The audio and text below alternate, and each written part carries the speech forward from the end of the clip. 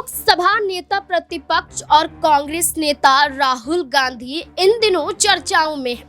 आम जन से जुड़ते हुए नजर आते हैं। कभी डीटीसी बस में सफर करते हैं तो कभी कुश्ती के रिंग में पहुंच जाते हैं, कुश्ती लड़ते हुए नजर आते हैं, तो वहीं कई दांव पेच सिखाते हुए भी नजर आते हैं। राहुल गांधी की छवि न सिर्फ एक नेता के रूप में देखी जाती है, न सिर्फ एक सांसद के रूप में देखी जाती है, बल्कि उनकी छवि एक आम जन के रूप में भी देखने को मिल रही है। अब ऐसे में विपक्षी पार्टियां जहां राहुल गांधी के गुणगान गाती हुई नजर आती हैं, तो वहीं दूसरी तरफ सत्ता पक्ष के कई दिग्गज चेहरे भी राहुल गांधी की तारीफें करने से पीछे नहीं चूक रहे, जिसमें अमेठी से पूर्व सांसद और भारतीय जनता पार्टी की नेत्री स्मृति ईरानी ने हाल ही में पॉडकास्ट में राहुल गांधी की तारीफ की।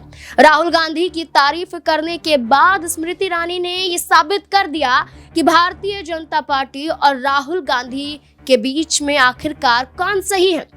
स्मृति ईरानी का ये कहना कि राहुल गांधी एक अलग तरह की राजनीति करते हैं, वो संसद में व्हाइट टी शर्ट पहनते हैं, उन्हें मालूम है किस तरीके से युवाओं को आकर्षित करना है, वो जाति के मुद्दे पर सीधा नहीं बोलते हैं, बल्कि कई ऐसे मुद्दों पर मुखरता के साथ बोलते हैं। वो एक अच्छे राजनेता हैं, स्मृति ईरानी का ये दावा है। इतना ही नहीं, लोक जनशक्ति पार्टी रामविलास अध्यक्ष चिराग पासवान भी राहुल गांधी को विजनरी नेता बताते हैं। इस आधार पर कहा जाता है कि भारतीय जनता पार्टी के ही ये चेहरे, यही सहयोगी दलों के चेहरे भारतीय जनता पार्टी की तारीफों की बजाय राहुल गांधी की तारीफें क्यों कर रहे हैं। इस कड़ी में देखा जाए तो स्मृति ईरानी अमेठी से चुनाव लड़ी, लेकिन यहाँ पर अमेठी से चुनाव स्मृति ईरानी को हारना पड़ा, जिसके बाद स्मृति ईरानी का जो कद था वो भारतीय जनता पार्टी में कम आंका जाने लगा। और स्मृति ईरानी का ये बयान अब स्मृति ईरानी को एक बड़ी जगह दिलाता हुआ नजर आ रहा है। जी हाँ, आपको बता दें कि दिल्ली विधानसभा चुनाव से पहले भारतीय जनता पार्टी के अंदर सीएम चेहरे को लेकर एक बड़ी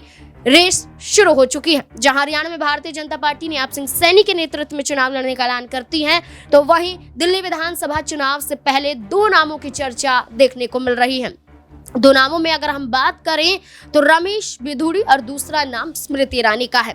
ये दावा यहाँ पर किया जा रहा है भारतीय जनता पार्टी के सूत्रों के हवाले से कि दिल्ली में स्मृति ईरानी सीएम चेहरा भी हो सकती है, रमेश बिधूड़ी भी सीएम चेहरा हो सकती हैं।